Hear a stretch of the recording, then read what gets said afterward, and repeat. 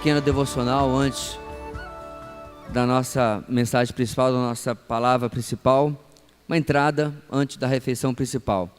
Salmo muito conhecido, com certeza algumas pessoas eu tenho praticamente decorado, e eu gostaria de caminhar com os irmãos esses dias, olhando alguns detalhes desse texto.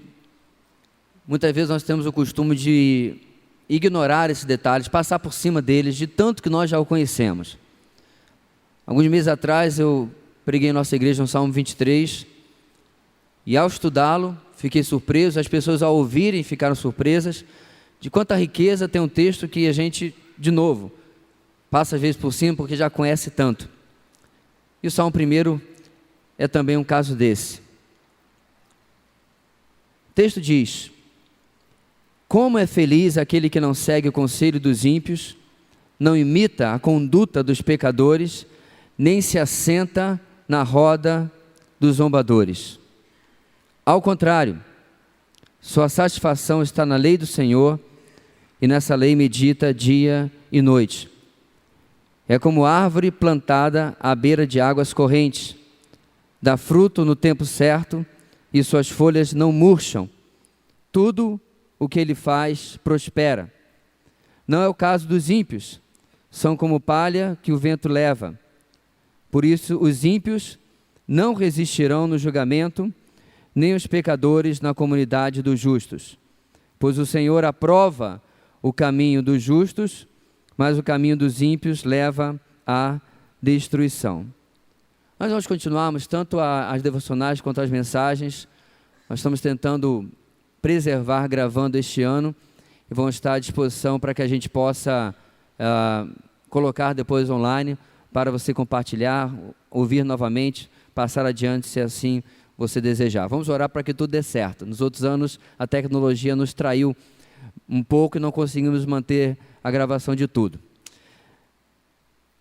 O texto que nós acabamos de ler, queridos, ele é, como eu disse, muito conhecido, mas hoje eu queria chamá-lo de um texto que trata de um divisor de águas. Nós vivemos em lados, em partições, em partes. Nós vivemos em divisões. Desde pequenos, sabemos o lado dos meninos e o lado das meninas. Nós tiramos times para jogar aquela bolinha com os amigos. Nós temos o lado do que fica com camisa e o sem camisa. Pelo menos era assim quando eu era pequeno. Nós sabemos, inclusive, o que é não ser escolhido. Alguns sabem o que é ser o craque, que é sempre escolhido, e outros o que é ser o pereba, que fica sempre por último ou até não entra no time. Mais tarde, crescemos e sabemos o que é ser escolhido no vestibular, na entrevista de emprego, numa promoção, ou sermos reprovados no vestibular, não sermos escolhidos no emprego, nem promovidos. A vida é composta de lados. Muitas vezes nós estamos de um, outros em outro. O primeiro salmo, irmãos, abre o inário de Israel, já estabelecendo que existe na humanidade dois lados. O lado dos justos e o lado dos ímpios. E estabelece como divisor de águas, de um lado para o outro, a atitude e prática desses homens para com a lei do Senhor, como está no texto que nós acabamos de ler. Esse termo usado não se refere apenas à lei mosaica, a lei dada por Moisés, mas nesta época já ocupava no dicionário, no pensamento, na cultura judaica, toda a revelação de Deus, os profetas, os outros textos que narravam outros fatos fora da lei de Moisés. Significando então para nós, portanto, que o termo continuaria a se aplicar a esta revelação de Deus, à medida em que ela se estendeu até englobar todos os 66 livros que foram reconhecidos primeiro por Israel, na parte que ele conhecia, e finalmente por toda a igreja ao longo da história. Antigo e Novo Pactos, as Escrituras Sagradas são o divisor da humanidade entre os que se curvam diante dela como revelação, autoridade de Deus, e aqueles que não a veem dessa maneira. Agora, é importante, querido, salientar que a justiça dos justos não vem deles procederem conforme o salmista coloca no texto que nós falamos. Não é o seu procedimento que lhes garante justiça. A nossa justiça vem de Deus e ela é evidenciada pelas nossas ações e atitudes. Tanto quanto a nossa injustiça própria também se evidencia em nossas ações e as nossas atitudes. À luz do Novo Testamento, sabemos que é possível sermos justos e muitas vezes não andarmos em justiça. Ser justo, às vezes, é viver em conflitos com a natureza pecaminosa que habita em nós. Paulo, em Romanos 7, estabelece bem claro para nós, no versículo 18 e 20: sei que nada de bom habita em mim, isto é, em minha carne, porque tenho o desejo de fazer o que é bom, mas não consigo realizá-lo. Pois o que faço não é o bem que desejo, mas o mal que não quero fazer, este eu continuo fazendo. Ora, se faço o que não quero, já não sou eu quem o faz, mas o pecado que habita em mim. Portanto, o Salmo 1 nos traz, na verdade, um padrão esperado de comportamento, ações e atitudes daqueles que andam na palavra de Deus, que buscam andar na palavra de Deus, e daqueles que não andam segundo ela. Mesmo que esporadicamente personagens de um lado venham se comportar como do outro, ainda assim é o padrão esperado pelo Senhor. E eu me lembro especialmente de um salmista, Davi, que tendo andado a sua vida reconhecido como homem segundo o coração de Deus, em um determinado ponto, Davi se comporta como Saul. Davi se comporta como alguém que não andava segundo a palavra de Deus, mas se arrepende e retorna. Depois dessa introdução para nós, eu queria destacar um primeiro fato, no primeiro versículo, que esse texto nos traz nessa noite. O primeiro fato declarado pelo salmista sobre isso é que o justo que anda na palavra de Deus possui ideologia, procedimento e parceria diferenciados. O justo que anda na palavra de Deus possui ideologia, procedimento e parceria diferenciadas. O texto diz: como é feliz aquele que não segue o conselho dos ímpios, não imita a conduta dos pecadores, nem se assenta na roda dos zombadores. O versículo 1 traz, irmãos, uma progressão de degradação. Primeiro vem as ideias, os pensamentos do secularismo, do humanismo, das filosofias antropocêntricas, que vão de encontro, vão no sentido contrário, que se contrapõem a todo pensamento e cosmovisão bíblicas. Perceba que não se trata apenas de ouvir ou conhecer essas ideias, nós devemos ouvir e devemos conhecer. O que o texto nos fala é de seguir esses conselhos, não apenas conhecê-los, mas incorporá-los como algo válido para nós. Onde há um vácuo ideológico, um vazio ideológico, ou um fraco estabelecimento das ideias da palavra de Deus, outras ideias podem facilmente ocupar este vazio.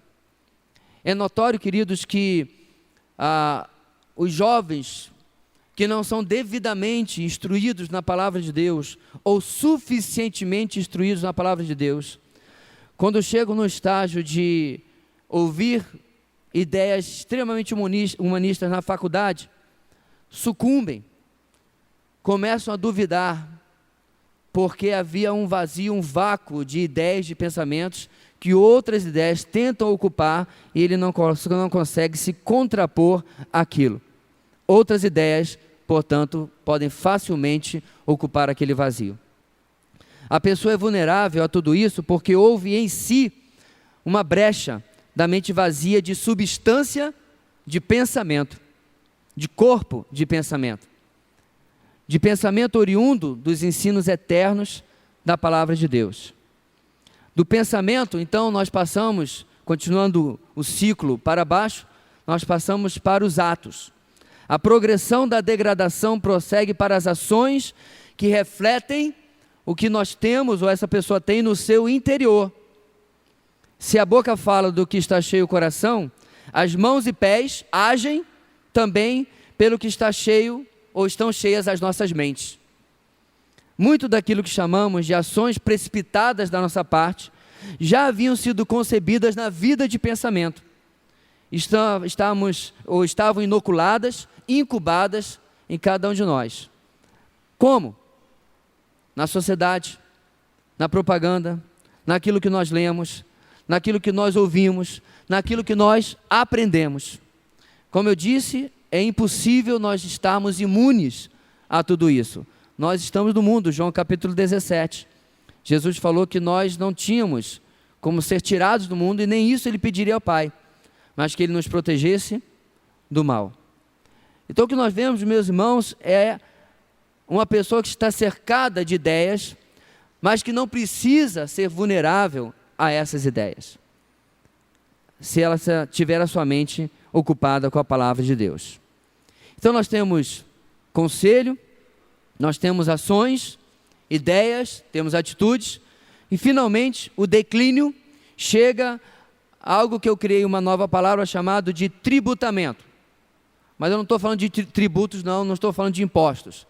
Eu estou me referindo de tributamento como tribo, de pertencer a uma tribo, de pertencer a um agrupamento, de pertencer a um ajuntamento de pessoas que pensam daquela maneira, que agem daquela maneira, e agora nós nos identificamos com aquelas pessoas. Nós nos juntamos àqueles que pensam igual e agem igual, e agora estamos assentados com eles, como termina o versículo 1. O texto fala que essa é uma roda de zombadores, e a gente está acostumado muitas vezes com o zombador de uma forma até inocente, aquele que faz graça com o outro. A gente faz isso entre amigos, a gente faz isso entre pessoas queridas, a gente faz isso de uma maneira até saudável. Não é este o caso do texto que nós temos à nossa frente. O que é a roda dos zombadores?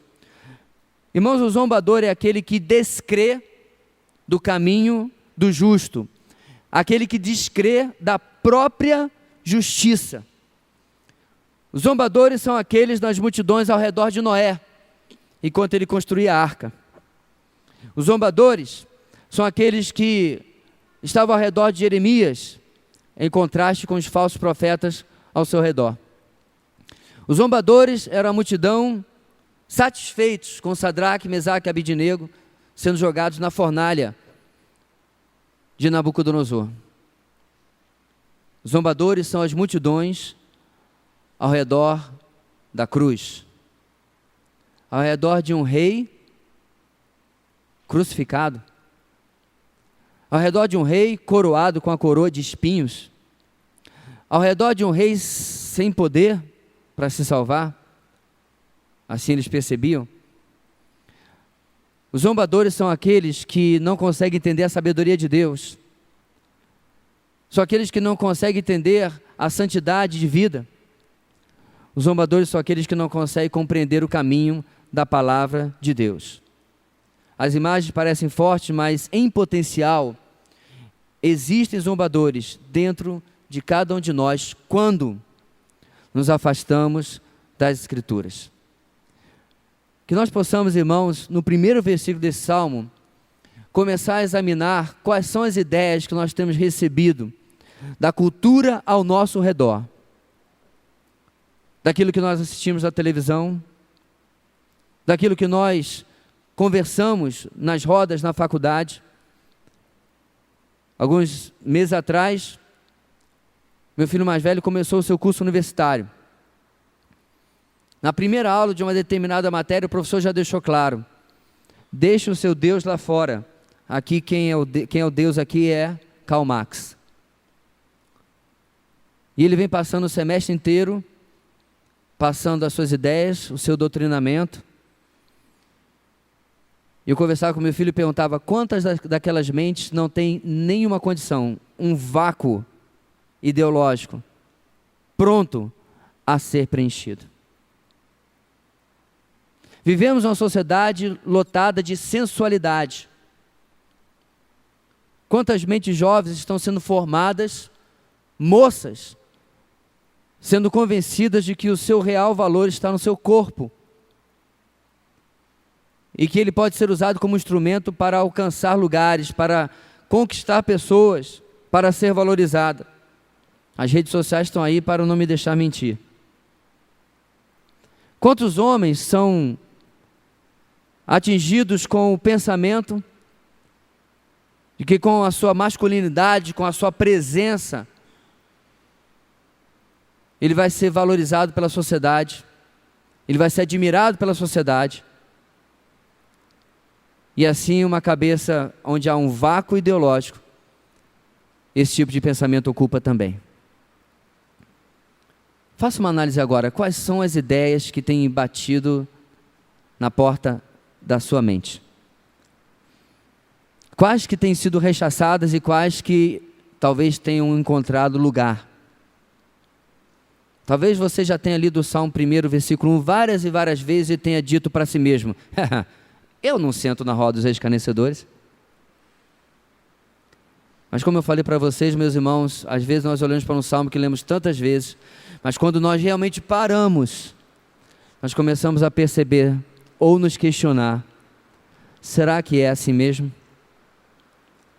Será que eu tenho sido tão imune ao pensamento do mundo, da sociedade ao nosso redor? Será que eu tenho sido assim tão longe, eu tenho estado tão longe dessa roda? Será que eu tenho andado num caminho diferente desse colocado no versículo 1? Em cada noite eu queria que nós tivéssemos um momento de intercessão. Nesse momento de intercessão eu queria que você, com a pessoa que está perto de você, ao lado, 2 ou 3, nós intercedêssemos uns pelos outros. Nosso momento de oração essa noite, irmãos, é para pedir que Deus nos dê discernimento, clareza a cada dia, para podermos vislumbrar naquilo que falamos, até dentro de nossas igrejas. Que às vezes nós achamos, irmãos, que estamos seguros dentro das 4 paredes de nossos prédios, em nossas reuniões, mas essa nem sempre é verdade, nem sempre é a realidade. Muitas vezes nós mesmos falamos coisas que estão sendo deturpadas na nossa mente pelas influências que têm chegado e nós não temos tido discernimento bíblico, o discernimento espiritual, para percebê-las como algo nocivo e não vindo de Deus e da sua palavra.